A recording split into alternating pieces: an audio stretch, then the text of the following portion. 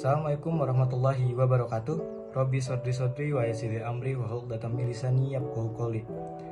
Puja, puji, dan syukur kita kehadirat Ilahi Robbi, karena berkatnya kita dapat menikmati nikmat sehat seperti ini. Salawat dan salam mudah-mudahan terlimpahkan kepada junjungan kita, Nabi Muhammad SAW, kepada keluarganya, kepada sahabatnya, dan kepada kita selaku umatnya yang mencintai beliau. Dan tak lupa yang terhormat dan yang kami hormati Dr. Ahmad Saifur Rahman MPD beserta teman-teman kelas 1 TBIC yang saya cintai dan saya banggakan. Pada kesempatan yang berbahagia ini, izinkan kelompok kami membahas tentang pengertian, alat, jenis, dan analisis wacana. Terima kasih kepada moderator yang telah mengizinkan saya untuk memaparkan materi tentang pengertian wacana. Menurut Tarigan, wacana adalah satuan bahasa yang terlengkap dan tertinggi di atas kalimat dan klausa dengan koherensi dan kohesi yang tinggi, yang berkesinambungan, yang mempunyai awal dan akhir yang nyata, disampaikan secara lisan ataupun tertulis.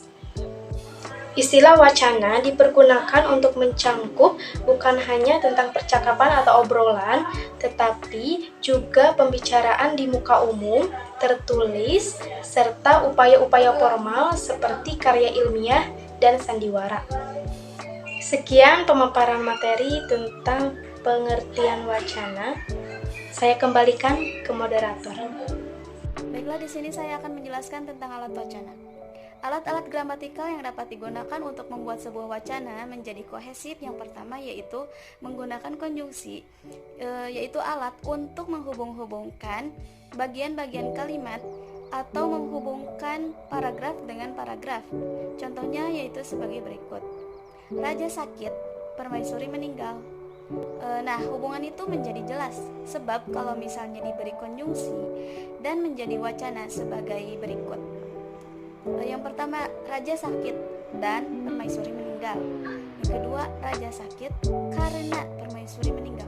Yang ketiga, raja sakit ketika permaisuri meninggal. Yang keempat, raja sakit sebelum permaisuri meninggal. Yang kelima, raja sakit oleh karena itu permaisuri meninggal. Yang keenam, raja sakit sedangkan permaisuri meninggal. Lalu yang kedua, menggunakan kata ganti dia, nya, mereka, ini, dan itu sebagai rujukan anaforsis. Contohnya yaitu rombongan mahasiswa pengunjuk rasa itu mula-mula mendatangi kantor Menteri Dalam Negeri. Sesudah itu mereka dengan tertib menuju gedung DPR di Senayan. Lalu yang kedua, anak itu terpeleset lalu jatuh ke sungai. Beberapa orang yang lewat mencoba menolongnya. Yang ketiga, awan tebal bergumpal-gumpal menutupi langit Jakarta. Itu tandanya hujan lebat akan turun. Lalu yang ketiga, menggunakan elipsis. Elipsis yaitu penghilangan bagian kalimat yang sama yang terdapat kalimat yang lain. Contohnya yang pertama, teman saya yang duduk di pojok itu namanya Ali. Dia berasal dari Yogyakarta. Yang di ujung sana Ahmad dari Jakarta. Yang di sebelah gadis berbaju merah itu Nurdin dari Medan. Tanpa elipsis wacana tersebut terasa menjadi tidak efektif karena terlalu banyak menggunakan kata dan terasa menjadi tidak ada penghubung antara kalimat yang satu dengan kalimat yang lainnya. Sedangkan di contoh kedua yaitu menggunakan elipsis di mana kalimat tersebut menjadi teman saya yang duduk di pojok itu namanya Ali, dia berasal dari Yogyakarta. Teman saya yang duduk di ujung sana itu namanya Ahmad, dia berasal dari Jakarta.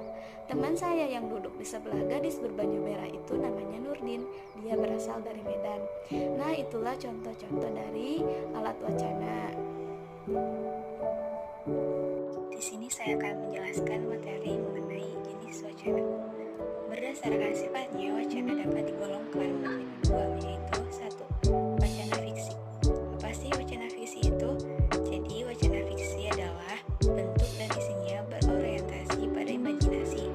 Bahasanya menganut aliran konotatif dan analogis. Umumnya, penampilan dan rasa bahasanya dikemas secara literal atau estetis, atau bisa disebut dengan indah. Di samping itu, tidak menutup kemungkinan bahwa karya-karya fiksi mengandung fakta dan bahkan hampir sama dengan kenyataannya. Namun sebagaimana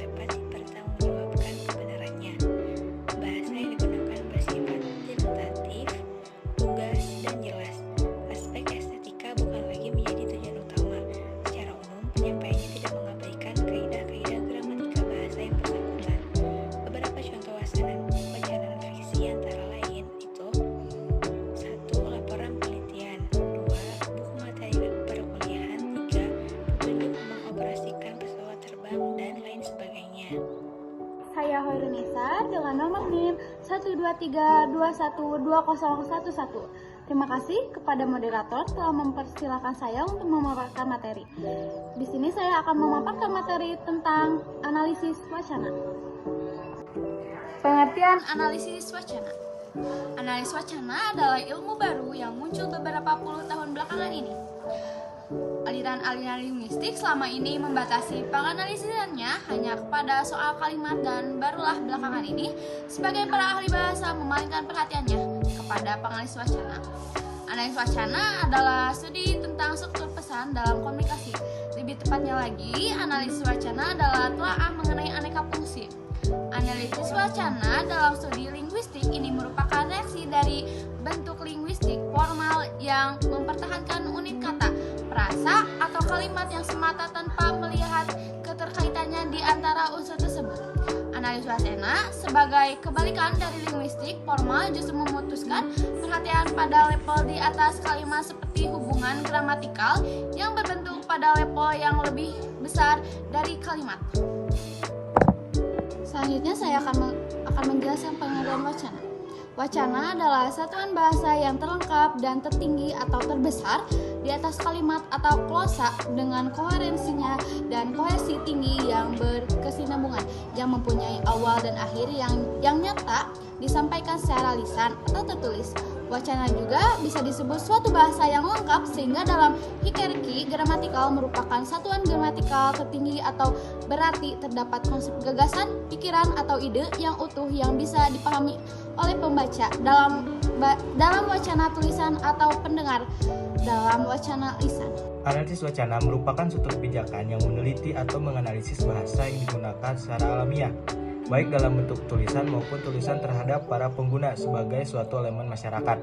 Sehingga apabila dikaitkan dengan bentuk Indonesia yang beraneka ragam kultur dan budayanya, memiliki manfaat sebagai bahan pertimbangan untuk menentukan langkah yang akan diambil setelah melihat fakta yang akan berkembang di masyarakat. Dengan adanya manfaat, maka tujuan kebutuhan dasar akan terwujud seperti keinginan untuk dapat memikirkan seseorang mengenai suatu kebenaran atau hal yang lebih jauh mempengaruhi sikap dan pendapat orang lain. Mungkin sekian presentasi yang dapat kelompok kami sampaikan. Kurang lebihnya mohon dimaafkan. Wassalamualaikum warahmatullahi wabarakatuh.